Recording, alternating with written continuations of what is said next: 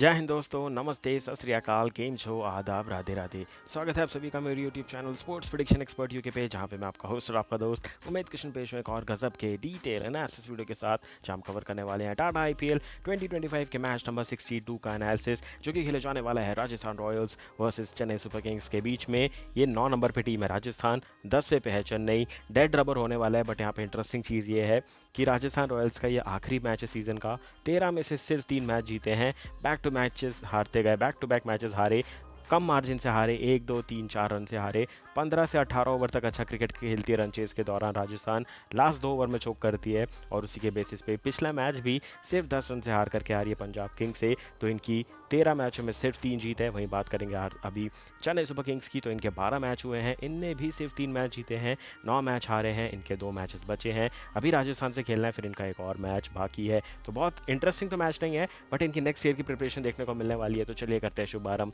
इस गजब के एनालिसिस वीडियो का। Match prediction, team news, fantasy tips, grand league और स्मॉल लीग की बेस्ट चॉइसेस, सब कुछ कवर करेंगे एकदम धमाकेदार तरीके से। यहाँ पे आपको एक और बोनस टिप दे दूँ, तो जब ये दोनों टीमें पिछली बार आमने सामने हुई थी, वो था मैच नंबर 11, जहाँ पे 6 रन से राजस्थान रॉयल्स ने मैच जीता था। सिर्फ 182 बने थे, चेन्नई को चेज़ करना था। वही बवाल चल रहा था कि भाई 180 प्लस का टोटल चेन्नई चेज़ नहीं कर पाती है उस मैच में, और उसके 1 2 मैच बाद ही गायकवाड़ बाहर गए थे। इस मैच में भी गायकवाड़ ने 63 रन बनाए थे, बट वो मैच जीत नहीं पाई थी चेन्नई, और उसके बाद हार का सिलसिला शुरू हुआ था चेन्नई का। तो ये दोनों टीमों की बैटल हमेशा से ऐसी देखने को मिलती है। यहाँ पे एक और स्टैट बता दूँ आपको, तो ये दोनों टीमें 30 बार आमने सामने हुई है, जहाँ 16 बार जीती है चेन्नई, 14 बार जीती है राजस्थान रॉयल्स। तो मैं तो बोलूँगा हेड टू हेड बहुत तगड़ा है इनका, क्योंकि एक मैच इधर उधर हुआ तो वापस 16-15 हो जाएगा या फिर 17-14 हो जाएगा। फिर भी मुझे नहीं लगता कि ज़्यादा डिफरेंस है इस टीम में, ना पॉइंट्स टेबल पे, ना ओवरऑल हेड टू हेड में ज़्यादा डिफरेंस है इस टीम में। बट जो भी बात हो, दोनों टीमों में कोई भी बॉटम पे फिनिश नहीं करना चाहेगा, खासकर राजस्थान जिनके पास एक ही मौका है यहाँ से चौथी जीत लेके 8 पॉइंट लेने का। वहीं चेन्नई के पास अभी भी 2 मौके हैं, 2 मैचेस जीत के एक हाई इंटेंसिटी पे मैच खत्म करके अगले साल की तैयारी करने का, और maybe next year will be the last year for M S Dhoni as well. तो चलिए बढ़ते हैं आगे, करते हैं शुरुआत इस गजब के एनालिसिस वीडियो का। Match prediction, team news, fantasy tips, grand league और स्मॉल लीग के बेस्ट चॉइस, सब कुछ कवर करेंगे एकदम धमाकेदार रोमांचक तरीके से। ये सारे पॉइंट्स कवर होने वाले, तो आप फटाफट से वीडियो को लाइक कर दीजिए, चैनल को सब्सक्राइब कर दीजिए, बेल नोटिफिकेशन प्रेस कर दीजिए। बढ़ते हैं आगे, देखेंगे दोनों टीमों का स्क्वाड। और एक बहुत बड़ा अपडेट दे दूं आपको यहाँ पे, ऋतुराज गायकवाड़ फिट हो चुके हैं, बट 2 ही मैच बचे हैं, रूल्ड आउट हो चुकी है टीम, तो इनको खेलना ज़रूरी नहीं है, बट पूरी तरीके से फिट हो चुके हैं गायकवाड़। और अभी उनका 1 2 टेस्ट और बाकी है एनसीए में, उसके बाद डिसीजन लिया जाएगा कि क्या वो आगे आने वाली सीरीज़ के लिए अवेलेबल है इंडिया के लिए कि नहीं, क्योंकि देखा जाए तो इंग्लैंड के लिए बहुत बड़ा स्क्वाड जाता है, 18 से 20 लोगों का स्क्वाड जाएगा। तो हो सकता है टेस्ट में इनको रिजर्व में रखा जाए और आगे का सोचा जाए, क्योंकि अभी बहुत स्लॉट अवेलेबल हैं। ओपनिंग की पूरी तरीके से ऑक्शन होने वाली है, और रिहर्सल होने वाली है, और बोलते हैं ना ऑडिशन होने वाली है। मिडिल ऑर्डर में भी 4 नंबर के लिए केएल राहुल ऑडिशन देंगे। बहुत सारे प्लेयर है जो कि मिडिल ऑर्डर के लिए देने वाले हैं ऑडिशन टेस्ट क्रिकेट के लिए, तो उसमें गायकवाड़ भी हैं जो ओपन के लिए देने वाले हैं। तो देखना इंटरेस्टिंग होगा कि सरफराज आएंगे 4 पे, केएल आएंगे वहाँ पे, नीतीश कुमार रेड्डी के साथ क्या कंटिन्यू करेगी इंडिया, या फिर करुण नायर आ जाएंगे। देखना बहुत इंटरेस्टिंग होगा कि टेस्ट का स्क्वाड अब कैसा दिखेगा। तो ये बहुत बड़ा इन्फॉर्मेशन था जो मैंने आपके साथ दे दिया। घूम के आते हैं इस मैच में। तो अगर बात करेंगे चेन्नई सुपर किंग्स की, डेवन कॉनवे ओपन करने वाले हैं आयुष मात्रे के साथ। 3 नंबर पे आने वाले हैं उर्विल पटेल, बट उर्विल ने ओपनिंग भी की थी तो वो भी कर सकते हैं। देन 3 नंबर पे उर्विल के बाद आएंगे सचिन रविंद्र, माफ़ कीजिएगा रविंद्र जाडेजा, सचिन रविंद्र अब यहाँ से नहीं दिखने वाले हैं। Then Shivam Dube, M S Dhoni, Ravichandran Ashwin, Noor Ahmad, Mukesh Choudhary, Anshul Kamboj, Khaleel Ahmed and Matheesha Pathirana. तो मेरे हिसाब से ये बेस्ट प्लेइंग 11 है जो कि चेन्नई उतारने का ट्राई कर सकती है इस मैच में। और अब मैं 2026 की बात करूँ तो एम एस धोनी का भरोसा नहीं है भाई, खेलेंगे कि नहीं। वो इस साल सितंबर अक्टूबर तक पता चल जाएगा कि वो क्या आईपीएल खेलने वाले हैं कि नहीं, वो वहाँ पे कंफर्मेशन आ जाएगा। दूसरा बड़ा अपडेट, हो सकता है अश्विन इसके बाद ना खेले, वो रिटायरमेंट ले सकते हैं, तो ये वो तो पक्का चले जाएंगे। उसके बाद देखना इंटरेस्टिंग होगा कि और क्या फेरबदल करेगी यहाँ पे चेन्नई, क्योंकि उनके पास जिमी ओवरटन थे जिनको ज़्यादा मैच नहीं दिए। सैम करन वापस इंग्लैंड जा चुके हैं, वो चले गए तो अभी अवेलेबल नहीं है, बट नेक्स्ट ईयर के लिए कौन प्लेयर अवेलेबल है। मेरे को जो सबसे अच्छा पोटेंशियल लगा वो शेख रशीद, आयुष मात्रे और उर्विल पटेल का लगा है। डेवन कॉनवे ऑलरेडी एक अच्छे प्लेयर है, सचिन रविंद्र के बारे में सोचना पड़ेगा, जडेजा है इनके पास, नूर तो रहेंगे ही। बहुत कुछ सोचना है अब अगले साल के लिए, और खासकर बचे हुए दोनों मैचेस के लिए। तो यहाँ पे कोई खास बदलाव नहीं होगा। मुझे जो एक लग रहा है, मुकेश चौधरी को मौका देना बहुत ज़रूरी है, क्योंकि बहुत साल से मतलब जब से last to last mega auction हुआ तब से मुकेश चौधरी को देख रही थी चेन्नई, बट हमेशा लेती है ऑक्शन में एक या दो मैच खिला के छोड़ देते हैं। मैं चाहता हूँ उनको फुल फ्लैश्ड एक सीज़न दिया जाए, देखा जाए पूरे तरीके से। जैसे तुषार देशपांडे को चेन्नई ने बनाया था वैसा हो सकता है मुकेश चौधरी भी काम कर जाए।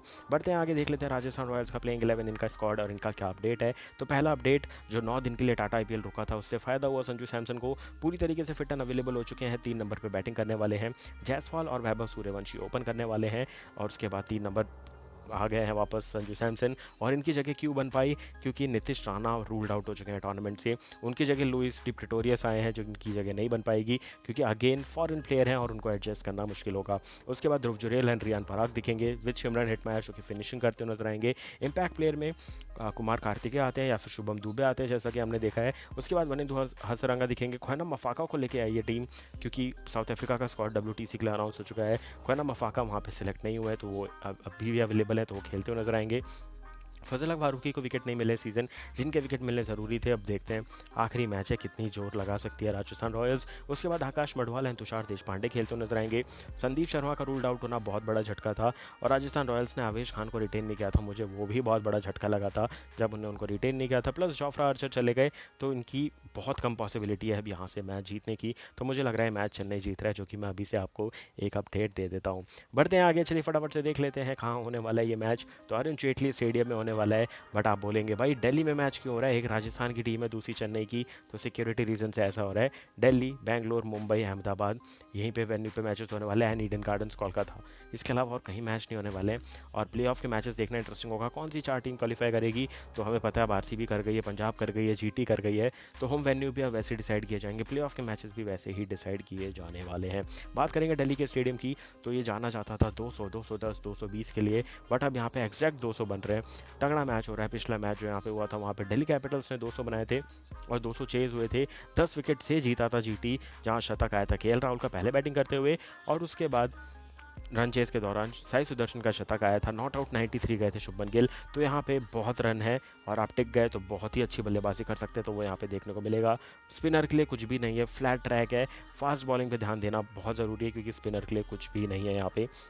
फर्स्ट इनिंग का एवरेज स्कोर 145, सेकंड इनिंग का 133। क्या करना चाहिए, टॉस जीतो, 180 to 190 बनाने का टारगेट करो, क्योंकि आप तभी बच सकते हो अगर आपके पास एक अच्छी पेस बैटरी है। तो अगर मैं दोनों टीमों में बात करूं, तो अभी इस मैच में अगर बात करूं दोनों टीमें नीचे लगी हुई हैं, तो चेन्नई की bowling as compare to Rajasthan थोड़ी अच्छी नज़र आ रही है मुझको। तो उनके पास एक अपर हैंड है, क्योंकि अंशुल काम्बोज बहुत तगड़ी बॉलिंग कर रहे हैं। पाथिराना पिछले मैच में फॉर्म में आ चुके थे, तो धीरे धीरे फॉर्म आ गया चेन्नई के बॉलर्स का। वहीं राजस्थान के बॉलर्स फॉर्म में आते हैं और उसके बाद रूल्ड आउट हो जाते हैं, इंजर्ड हो जाते हैं, तो वहाँ दिक्कत थी। क्योंकि जब संदीप शर्मा अच्छी बॉलिंग नहीं कर पाए तभी समझ में आ गया था कि बहुत दिक्कत है राजस्थान रॉयल्स में। फिर तो इंजर्ड हो गए, फिर तो बात ही खत्म हो गई राजस्थान रॉयल्स की। तो ये हो गई बात Arun Jaitley stadium pitch and ground report की। बढ़ते हैं फटाफट से आगे, देख लेते हैं player stats for both teams. शुरुआत करेंगे चेन्नई सुपर किंग्स की, जहाँ पे ज़्यादा कुछ है नहीं देखने को, क्योंकि बल्लेबाजी भी फ्लॉप रही, गेंदबाजी भी फ्लॉप रही। पॉजिटिव एक ही है, जो कि था पिछले मैच में जो अनकैप्ड प्लेयर ने मैच फिनिश किया था, MS धोनी ने, जो कि मैच जिताया था। बहुत तगड़ा मैच जीता था 2 विकेट से, पहली बार लगभग 17-18 नहीं, 10-12 सालों में पहली बार 180 प्लस का टोटल चेज़ किया था, एग्जैक्ट 180 चेज़ किया था MS धोनी ने नूर अहमद के साथ। वो अच्छा बैटिंग देखने को मिली थी हमें चेन्नई की तरफ से। और उसके बाद क्या हुआ, उसके बाद मैच ऐसा पलटा कि हुआ ही, और चेन्नई के पास अब मौका ऐसा है कि भाई अब गायकवाड आएंगे तो उनके हिसाब से अगले साल की टीम बनेगी या फिर धोनी कंटिन्यू करेंगे एज ए कैप्टन। बहुत सारी डिस्कशन है, उसके हम डिस्कशन 2026 में भी कर सकते हैं। बैक टू आते हैं स्टैट्स में, तो लीडिंग रन स्कोरर है शिवम दुबे, 12 मैचों में 301 रन, 50 है इनका ये score with just 1 half century. उसके बाद बात करेंगे जडेजा से, 12 मैचों में 279 run, 77 high score with 2 half centuries. And then दिखेंगे आपको फिर सचिन रविंद्र, 8 मैचों में 191 run, 65 high score with 1 half century. Then MS Dhoni 12 मैचों में 180 रन, 30 एंड का high score. Then Ayush Mhatre 5 मैचों में 163, 94 एंड का high score with 1 half century. वो शतक मिस किया था उनने, और वो मैच हारी थी चेन्नई। सोचिए 94 पे आयुष मात्रे खेल रहे थे, 60-70 पे जडेजा खेल रहे थे, बट फिर भी चेन्नई वो मैच हार गया था। उसके बाद डेवाल्ड डेविस ने बहुत तगड़ा धंके की चोट पे डेब्यू किया, मतलब चेन्नई के लिए बहुत तगड़ा खेले, 4 मैचों में 126 run, 52 high score with 1 half century. जो 2 विकेट से रन चेज किया था पिछले मैच में, वो भी डेवार्ड बेविस की वजह से हो पाया था, क्योंकि 30 रन की पिटाई हुई थी बहुत बुरी तरीके से। हमने देखा था केकेआर के सामने फैबो वरोरा को 30 रन मारे थे वहाँ पे डेवार्ड बेविस ने। उसके बाद गायकवाड 5 मैचों में 122 रन बना चुके हैं, 63 हाई स्कोर। विजय शंकर की बात करेंगे तो 6 मैचों में 118 run, 66 high score, 1 half century. और जब पिछली बार राजस्थान भिड़ी थी चेन्नई से, तो वहाँ पे विजय शंकर थे 100 की स्ट्राइक रेट के नीचे खेल रहे थे और वहाँ मैच गंदी तरीके से हारी थी Chennai super Kings. Sam Curran 5 मैचों में 114 रन, एक ही मैच में चले हैं, 68 बनाए थे, जिसमें पंजाब के अगेंस्ट एक अर्धशतक वहाँ आया था, 88 बनाए थे, माफ़ कीजिएगा। एंड देन डेवन कॉनवे बना चुके हैं 4 मैचों में 94, 69 का high score with 1 half century. Bowling में बात करें तो नूर अहमद ले चुके हैं 20 विकेट, पहली 4 या 5 मैच में 14 विकेट हो चुके थे, उसके बाद ज़्यादा विकेट मिले नहीं। फिर जो लास्ट मैच खेला था केकेआर से, वहाँ 4 विकेट लेकर के गए थे, जहाँ धोनी की स्टंपिंग, धोनी की कैचिंग, धोनी की फील्डिंग सब कुछ देखने को मिली थी हमें। बहुत अच्छी कैप्टनसी की थी वहाँ पे धोनी ने, खासकर नूर अहमद के लिए अच्छे प्लान लेके आए थे। 14 विकेट थे खलील अहमद के, 12 विकेट हो चुके हैं पाथी राणा के, 8 विकेट जडेजा के, 5 विकेट है रविचंद्रन अश्विन के, 4 विकेट दिखेंगे अंशुल काम्बोज के। एक सफलता है नेथन एलिस की, सैम करन की और मुकेश चौधरी की। मैं चाहता था भाई नेथन एलिस को लंबा खिलाओ, अभी वो बंदा बीबीएल जिता के आ रहा है अपनी टीम को as a bowling captain. Hobart Hurricane बनी है चैंपियन, उस प्लेयर को आपने बाहर किया T20 के एक बहुत बड़े लीग से, वो बहुत बड़ी गलती थी।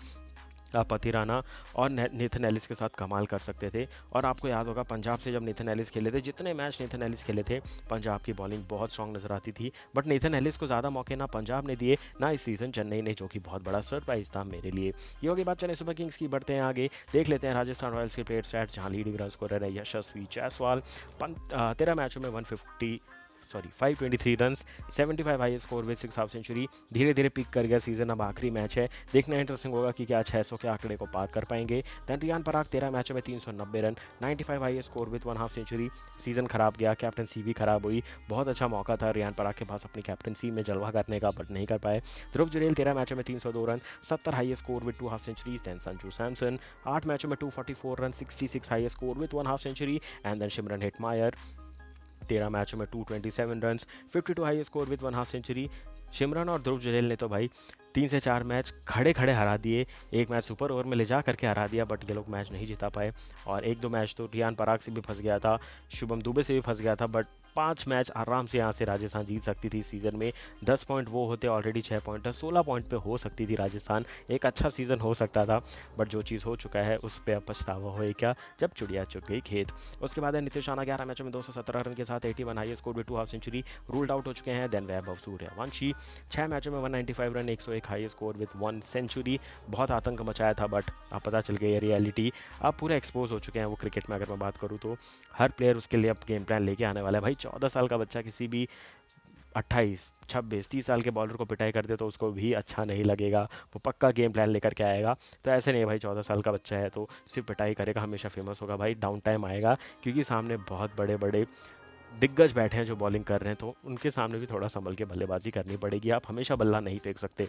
देन शुभम दुबे 8 मैचों में 106 रन, 34 रन का ये स्कोर। बॉलिंग में राजस्थान के पास भी बहुत सारे ऑप्शन थे, आर्चर 11 विकेट ले चुके हैं, बाहर हो चुके हैं क्योंकि अब इंग्लैंड से सीरीज़ खेलने वाले हैं।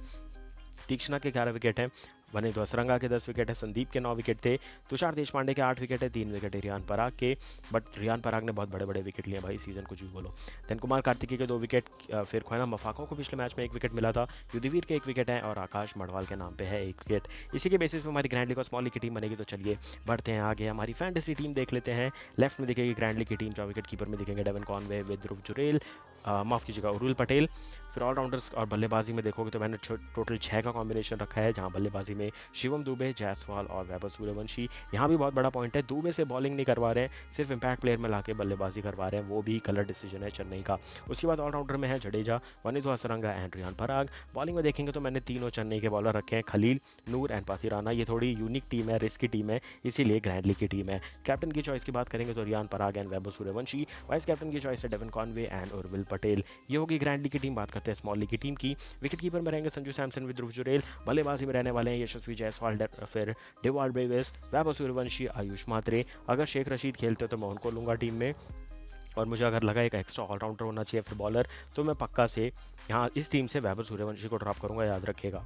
ऑलराउंडर में रहेंगे जडेजा एंड रियान पराग, और उसके बाद बॉलिंग में रहने वाले हैं खलील अहमद, तुषार देशपांडे एंड नूर अहमद। यहाँ कोई भी चेंज होता है, कोई भी एडिशन होता है, मैं टीम चेंज करूँगा, याद रखिएगा। तो ट्यूसडे को 7 बजे टॉस होगा, 7:15 में आपको मेरी फाइनल टीम मिल जाएगी, तो वो ज़रूर से ले लीजिएगा।